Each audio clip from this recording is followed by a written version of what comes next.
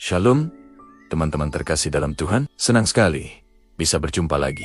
Pernahkah kita bertanya, apa sih rahasia untuk menjadi orang hebat di mata Tuhan? Pertanyaan ini ternyata bukan cuma milik kita di zaman sekarang. Murid-murid Yesus pun pernah menanyakannya langsung. Dalam Matius 18, mereka datang kepada Yesus dan bertanya, siapakah yang terbesar dalam kerajaan sorga? Sebuah pertanyaan yang wajar.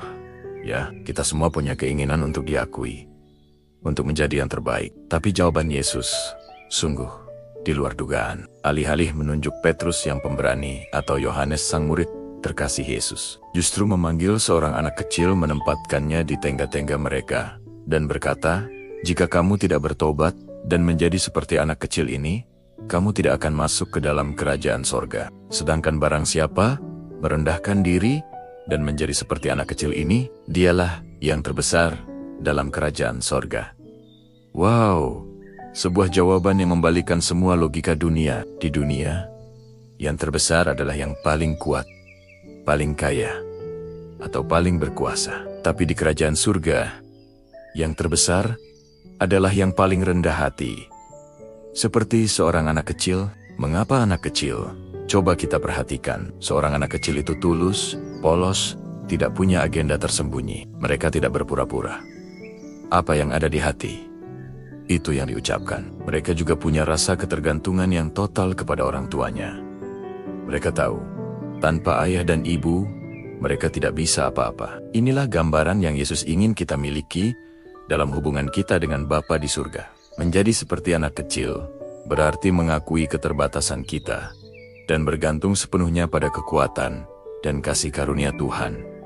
Kerendahan hati bukanlah tentang merendahkan diri sendiri secara negatif, melainkan tentang memiliki penilaian yang benar tentang siapa diri kita di hadapan Tuhan yang Maha Besar. Ini adalah kunci untuk masuk dan bahkan menjadi yang terbesar dalam kerajaannya. Sayangnya, sifat alami kita seringkali bertolak belakang dengan hal ini. Ego, ambisi pribadi, dan kesombongan seringkali menjadi penghalang terbesar. Yesus melanjutkan pengajarannya dengan peringatan yang sangat keras tentang batu sandungan. Ia berkata bahwa lebih baik bagi seseorang jika sebuah batu kilangan diikatkan pada lehernya, lalu ia ditenggelamkan ke dalam laut, daripada ia menyesatkan atau menjadi sandungan bagi salah satu dari anak-anak kecil ini, yang merujuk pada orang-orang yang percaya dengan tulus. Kesombongan membuat kita merasa lebih baik,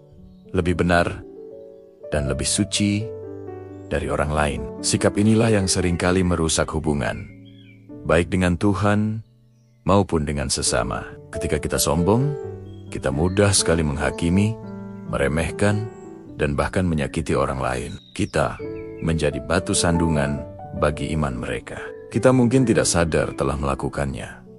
Tapi ego yang tidak terkendali seringkali menjadi akar dari perpecahan dalam keluarga, pertemanan, dan bahkan di dalam gereja. Saat kita merasa tersakiti oleh orang lain, apa reaksi pertama kita? Mungkin marah, ingin balas dendam, atau menyimpan dendam. Nah, disinilah Petrus mewakili kita semua bertanya lagi kepada Yesus, Tuhan, sampai berapa kali aku harus mengampuni saudaraku jika ia berbuat dosa terhadap aku? Sampai 7 kalikah? Mungkin Petrus merasa 7 kali itu sudah sangat murah hati. Tapi sekali lagi, jawaban Yesus melampaui standar manusia.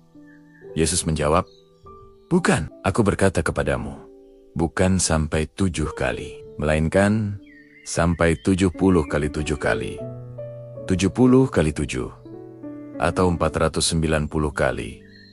Tentu bukan angka harfiah yang harus kita hitung. Ini adalah sebuah kiasan yang berarti pengampunan tanpa batas. Mengapa kita harus mengampuni tanpa batas? Yesus kemudian memberikan sebuah perumpamaan yang luar biasa tentang seorang hamba yang berutang 10.000 talenta kepada rajanya. 10.000 talenta adalah jumlah yang mustahil untuk dibayar, setara dengan upah kerja selama ribuan tahun. Namun, Sang raja yang baik hati itu tergerak oleh belas kasihan dan menghapuskan seluruh utangnya. Bayangkan betapa leganya hamba itu. Utang yang mustahil lunas seketika.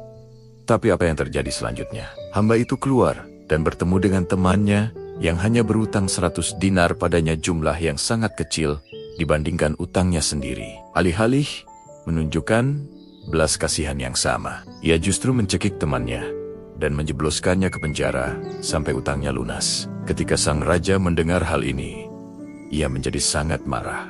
Ia memanggil kembali hamba yang jahat itu dan menyerahkannya kepada algojo sampai ia melunasi seluruh utangnya yang tadinya sudah dihapus. Kisah ini adalah cermin bagi kita. 10.000 talenta adalah gambaran utang dosa kita kepada Tuhan yang tak terhingga. Tidak ada satupun perbuatan baik kita yang bisa melunasinya. Namun, melalui pengorbanan Yesus Kristus di kayu salib, Tuhan telah menghapuskan seluruh utang dosa kita. Ia telah memberikan pengampunan yang kuma-kuma dan tak terbatas. Sementara itu, 100 dinar adalah gambaran kesalahan atau dosa orang lain terhadap kita. Betapapun besarnya kesalahan itu, tidak ada apa-apanya jika dibandingkan dengan pengampunan yang telah kita terima dari Tuhan. Jadi, alasan utama kita harus mengampuni orang lain tanpa batas adalah karena kita telah lebih dulu diampuni tanpa batas oleh Tuhan. Mengampuni bukanlah pilihan, melainkan sebuah keharusan bagi setiap anak Tuhan.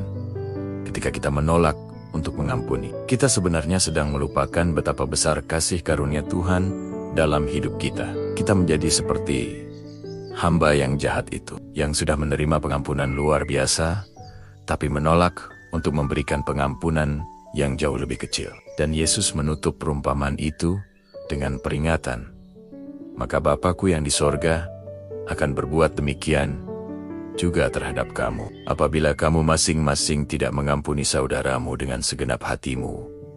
Teman-teman, ajaran Yesus dalam Matius 18 ini begitu mendalam dan relevan untuk kita hari ini.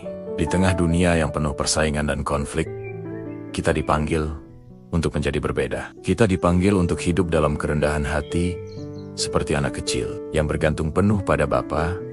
Kita dipanggil untuk waspada terhadap kesombongan yang bisa menjadi batu sandungan bagi orang lain. Dan yang terpenting, kita dipanggil untuk mempraktikkan pengampunan tanpa batas, didasari oleh kesadaran akan pengampunan tak terbatas yang telah kita terima. Mari kita ambil waktu sejenak untuk merenung. Adakah kesombongan dalam hati kita? Adakah orang yang perlu kita ampuni? Ingatlah, kerendahan hati dan pengampunan adalah dua sisi dari mata uang yang sama. Keduanya adalah buah dari hati yang telah disentuh oleh kasih karunia Tuhan. Dengan merendahkan diri dan saling mengampuni, kita tidak hanya menaati perintah Tuhan, tetapi kita juga sedang membangun Karejoneia di bumi ini. Menciptakan sebuah komunitas yang hidup dalam damai sejahtera dan kasih. Terima kasih sudah menyimak sampai akhir. Kiranya firman Tuhan ini menjadi berkat dan kekuatan bagi kita semua untuk menjalani hari-hari kita. Jangan lupa untuk like, komen, dan subscribe agar kita bisa terus bertumbuh bersama dalam iman. Sampai jumpa di video selanjutnya. Tuhan Yesus memberkati.